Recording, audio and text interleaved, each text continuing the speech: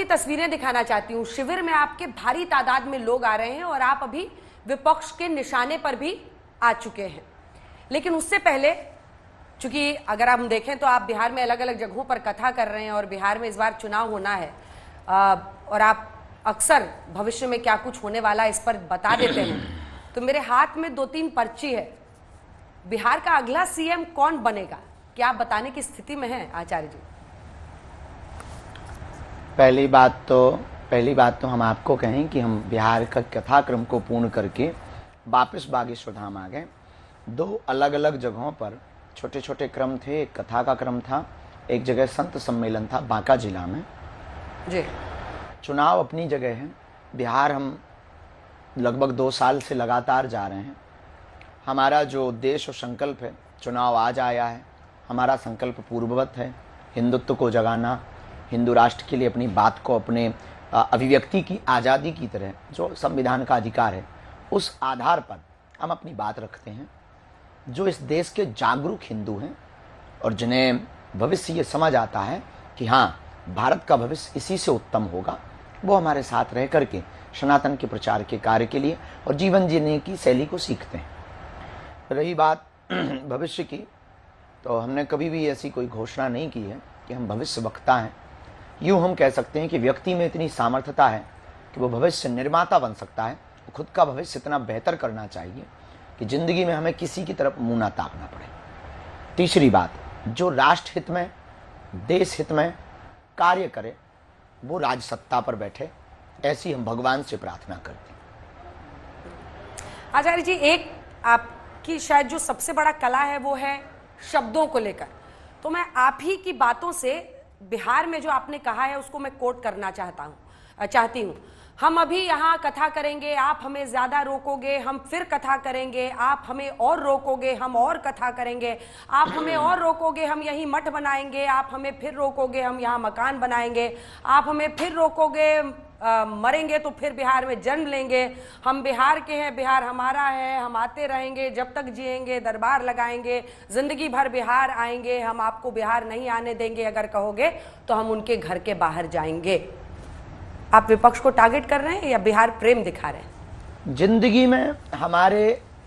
में हमारे एक चीज रही, हमें कभी कभी लगता है कि हमारी कुंडली में उच्च के ग्रह में मीडिया और विवाद दोनों हैं। तो हम बिहार गए, भारत में प्रत्येक व्यक्ति को, ये आप भी समझते हो, पूरे लाखों लोग दर्शक भी समझते कि प्रत्येक व्यक्ति को, भारत के नागरिक को, भारत में रहने वाले को कहीं पर भी अपने धर्म की चर्चा, अध्यात्म की चर्चा, अपनी संस्कृति की चर्चा, कल्चर की चर्चा, भारत की चर्चा करने की आज़ादी है। चूंकि भारत 1947 में आज़ाद हो चुका है, ये आज़ाद भारत की नागरिकता की स्वतंत्रता है। तो हम अपनी बात बिहार में क्यों नहीं रख सकते, इस बात पे हमने उनको जवाब दिया था कि जिन्होंने हमको कहा कि हम आपको जेल डाल देंगे, किसी ने कहा कि हम आपको बिहार नहीं आने देंगे, किसी ने कहा हम आपको घेर लेंगे। तो हमने उनसे बहुत विनम्रतापूर्वक प्रार्थना की कि आप ऐसा नहीं कर सकते हैं कि आप हमें रोक पाएं, आप ऐसा नहीं कर सकते हो। क्यों रोक पाएंगे? सैलाब को कौन रोक सकता है? नदी को कौन रोक सकता है? वो अपने बेग में आएगी तो फिर आएगी। आप सामना करेंगे तो निश्चित रूप से लंका दहन होगा, निश्चित रूप से।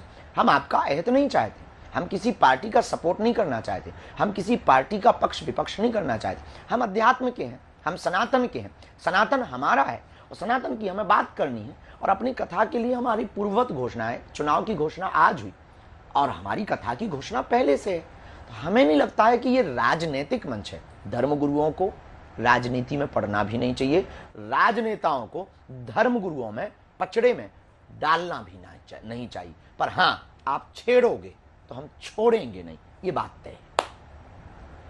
लेकिन ये पूर्व निर्धारित है, आप डेट बता रहे हैं, लेकिन समझ नहीं आ रहा है, जनता भी थोड़ा अचरज में है कि मतलब आपको देखकर पीछे पीछे चुनाव आ गया या चुनाव से पहले आप बिहार पहुंच गए और बिहारी बन रहे हैं? हम तो 22 में भी पहुंचे थे, तब तो चुनाव नहीं था। हम तो 23 में भी गए थे, तब तो चुनाव नहीं था। तब भी बगावत की थी, आज भी बगावत की। कल चुनाव जब हो जाएंगे फिर हम जाएंगे पदयात्रा में, शायद तब भी बगावत करेंगे। तब हमने उनको जवाब दिया था कि आप हमें रोकेंगे तो हम यहाँ मठ बनाएंगे, आप रोकेंगे तो हम घर बनाएंगे, आप हमें रोकेंगे और धोखे से मर भी गए तो फिर हम जन्म लेंगे, भगवान से प्रार्थना करेंगे हमें बिहार में जन्म मिले। तो हम देखो, आज़ादी है, अभिव्यक्ति की आज़ादी है। तो हमें नहीं लगता है कि हम किसी के पक्ष या विपक्ष में बिहार पे कार्य कर रहे हैं, हम पूरे देश के लिए कार्य कर रहे हैं। अब अभी हम 3 तारीख से 15 तारीख तक मुंबई में है, वहाँ तो चुनाव नहीं है, वहाँ एक मठ का उद्घाटन है, बागेश्वर धाम का मठ बन गया है। चूंकि महाराष्ट्र में कई लोगों ने रोका था तो हमने महाराष्ट्र में आश्रम बनाया, मठ बनाया भिवंडी में। 5 से 11 अप्रैल तक वहाँ पर कथा है, 14 अप्रैल को प्राण प्रतिष्ठा है। अब वहाँ तो कोई चुनाव नहीं। तो व्यक्ति जोड़ता है, अब वो अपने हाथों अपने गले में फंदा डालता है। अच्छा, ये बताइए कि आप सनातन समाज को एक करने के लिए बिहार में कह रहे हैं आप पहुंचे हैं, लेकिन ऐसा लग रहा है कि कहीं बीजेपी और जेडीयू में आपकी वजह से तलाक ना हो जाए। आप हिंदू राष्ट्र की बात करते हैं और वहां जेडीयू वाले इस वजह से बीजेपी के साथ ढिशुम ढिशुम करने लगते हैं।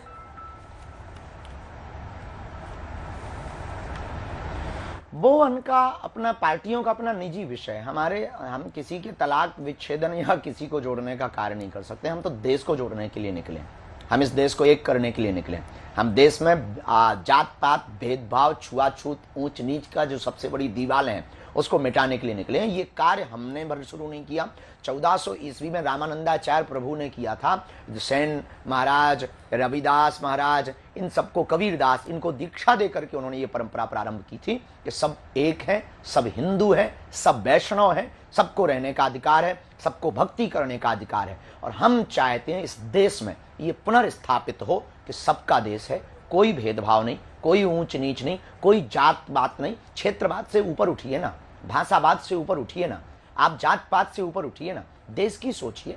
आप कास्ट्रिज्म से राष्ट्रिज्म की यात्रा करिए, क्या बिगड़ जाएगा? अच्छा, अपने अंदर जब झांकते हैं, मतलब मैं हमें नहीं लगता कि हम अपराध कर रहे हैं। ठीक है, मैं लौटूंगी इस पर, लेकिन उससे पहले आपको भी एहसास होगा, विपक्ष वाले सारे आपको एक के बाद एक, मतलब बहुत सारे यहाँ पर बयान मेरे पास हैं। प्रशांत किशोर जो पीके हैं वो कहते हैं देश संविधान से चलता है, ना कि बाबाओं के हुक्म से। अब आरजेडी के नेता हैं भाई वीरेंद्र सिंह, वो कहते हैं आप बीजेपी के बाबा हैं। जो आरजेडी विधायक हैं चंद्रशेखर, वो आपको राम रहीम, आसाराम, बहुत सारे लोगों से आपकी तुलना करने लगते हैं और मतलब अपशब्द का इस्तेमाल करते हैं। आपको ये अच्छा लगता है? क्या संविधान से देश चलेगा या हिंदू राष्ट्र की बात? क्योंकि वो कहते हैं हिंदू राष्ट्र के एजेंडे से संघ और बीजेपी को फायदा। एक हाथ में जी नहीं, हम किसी पार्टी के बाबा नहीं, हम हनुमान जी के बाबा हैं, हम सनातन के बाबा हैं, हम हिंदुत्व के बाबा हैं। और हमने अपनी मंचों से कभी किसी पार्टी का सपोर्ट नहीं किया, ना वोट लेने को कहा, ना देने को कहा, न ये कहा कि आप इस पार्टी को जिताइए, इसको हराइए। दूसरी बात, देश संविधान से चलेगा, पर हम उस सनातनी परंपरा से जागे हुए हिंदू हैं। एक हाथ में संविधान रखते हैं, एक हाथ में रामायण रखते हैं, क्योंकि भगवान ने हमें 2 हाथ दिए हैं। एक हाथ, एक भाव से हम राष्ट्र प्रेम भी करते हैं, पर राम प्रेम से भी भरपूर है। राष्ट्र प्रेम भी है तो राम प्रेम भी हमारे अंदर भरपूर है। संविधान भी है तो रामायण भी है। दोनों की हम जो है, दोनों का स्वागत करते हैं और दोनों का आदर करते हैं। हमारे लिए दोनों महत्वपूर्ण है। देश के लिए संविधान जरूरी है, पर देश की अंदर बची हुई संस्कृति को बचाए रखने के लिए रामायण जरूरी है। लेकिन संविधान रही बात रहते हुए जो तो टिप्पणी करते हैं, जो आपने नाम लिए, अपने अपने निजी मत है। नहीं, उनको आप जवाब नहीं देना चाहेंगे? उनको जवाब नहीं देना चाहेंगे? नहीं, सेम टू यू बोल दीजिए। क्या बोला आपने? कोई जवाब नहीं, उनको सेम टू यू बोल दीजिए।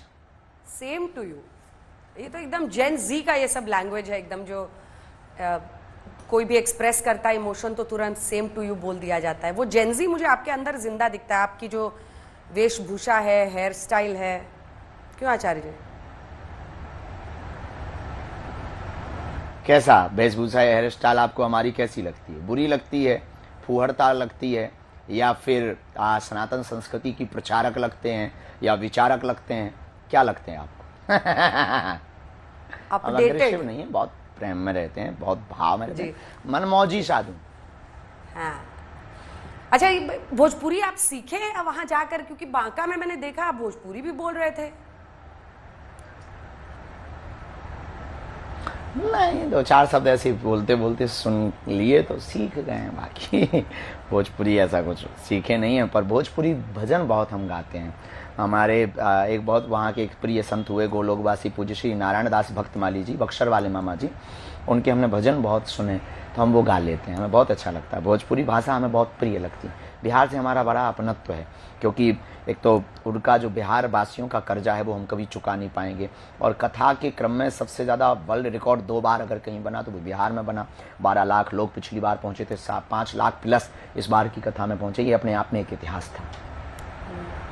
जियो हो बिहार के लाला, आपने मुरैठा बांधकर, वहां पर मुरैठा कहा जाता है साफा को, मुरैठा बांधकर आप कह रहे थे जियो हो बिहार के लाला। बिहार में का बा, आपका तो अब अनुभव हो गया वहां पर, पहले भी आप 22 में गए हैं, अब 25 में भी गए हैं, तो बिहार में का बा, क्या दिखा आपको? हम जब गए थे तो हमें तो अपने ही दिख रहे थे खुद ही, बिहार में बागेश्वर बाबा।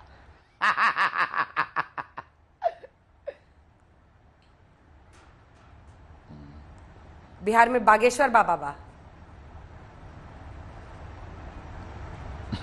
मतलब हम जब गए थे तब बहुत विनोद में, ये सब विनोद की बातें हैं।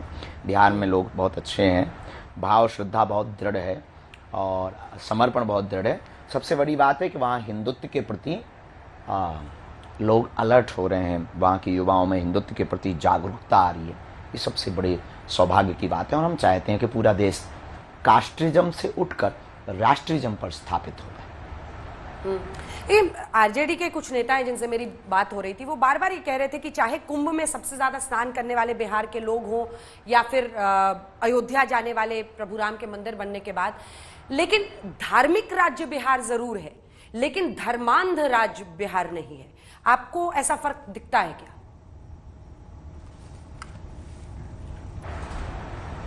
इतना ज्यादा हमें ऐसा कोई फर्क नहीं है कि वो धर्मांध हैं। उनकी श्रद्धा है, किसी भी व्यक्ति की श्रद्धा होती है। अंधश्रद्धा का मतलब कि व्यक्ति आंख मूंद करके भरोसा करे। बिहार वाले ऐसे भी नहीं, वो पहले परिचय लेते हैं, देखते हैं। बाकी फिर धोखा तो कोई भी खा सकता है, आप भी धोखा खा सकते हैं, हम भी धोखा खा सकते हैं, हम आप पे धोखा खा सकते हैं, दुनिया पे भी हम पे भी लोग धोखा खा सकते हैं। तो धोखा तो कोई भी खा सकता है, पर बिहार के लोग इतने भी धर्मांध हमें तो नहीं लगता।